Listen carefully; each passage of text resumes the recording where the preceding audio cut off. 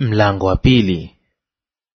Waambieni ndugu zenu wanaume, Ami, na ndugu zenu wanawake, Ruhama. Msihini mama yenu, msihini, kwa maana yeye si mke wangu, wala mimi si mume wake. Na ayawekee mbali mambo ya uasherati wake, yasiwe mbele ya uso wake, na mambo ya uzinzi wake yasiwe kati ya maziwa yake. Nisije nikamvua nguo zake akawa uchi, nikamweka katika hali aliyokuwa nayo siku ya kuzaliwa kwake, na kumfanya kama jangwa, na kumweka kama nchi kame, na kumfisha kwa kiu. Naam, sitawaonea rehema watoto wake, kwa maana ni watoto wa uzinzi. Maana mama yao amezini, yeye aliyewachukua mimba ametenda mambo ya aibu. Maana alisema, nitafuatana na wapenzi wangu, wanipao chakula changu na maji yangu, sufu yangu na kitani yangu, mafuta yangu na vileo vyangu. Basi kwa ajili ya hayo, angalia, nitaiziba njia yako kwa miiba, nami nitafanya kitalu juu yake, asipate kuyaona mapito yake.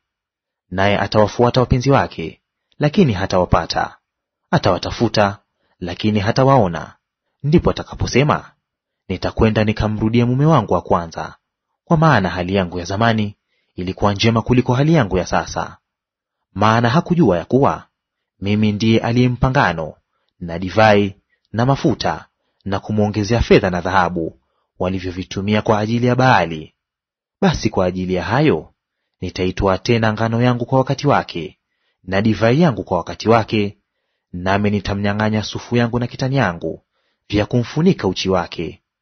Na sasa nitaifunua aibu yake mbele ya macho ya wapenzi wake, wala hapana mtu atakayemwokoa katika mkono wangu. Tena nitaikomesha furaha yake yote, na sikukuu zake, na siku zake za mwandamo wa mwezi, na sabato zake, na makusanyiko yake yote yaliyoamriwa. Nami nitaiharibu mizabibu yake na mitini yake, ambayo alisema, hii ndiyo ujira wangu niliyopewa na wapenzi wangu. Nami nitaifanya kuwa msitu, na wanyama wa mashamba wataila. Nami nitamwadhibu kwa sababu ya siku za Mabaali aliyowafukizia uvumba, hapo alipojipamba kwa pete masikioni mwake na kwa vito, asema Bwana. Kwa hiyo angalia, mimi nitamshawishi na kumleta nyikani, na kusema naye maneno ya kumtuliza moyo. Nami nitampa mashamba yake ya mizabibu toka huko, na bonde la Akori kuwa mlango wa tumaini. Naye ataniitikia huko kama siku zile za ujana wake, na kama siku ile alipopanda kutoka nchi ya Misri.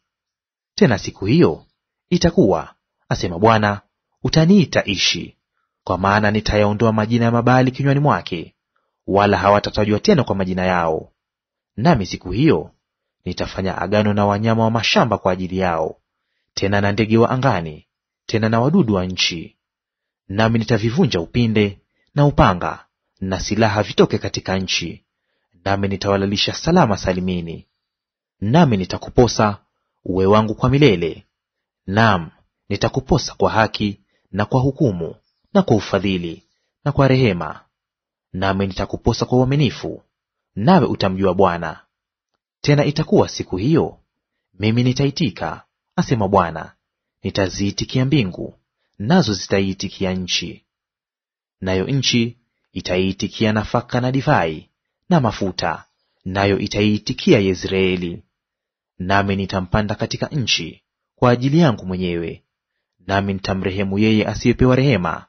Nami nitawaambia wale wasiokuwa watu wangu, ninyi ndinyi watu wangu, nao watasema, wewe ndiwe Mungu wangu.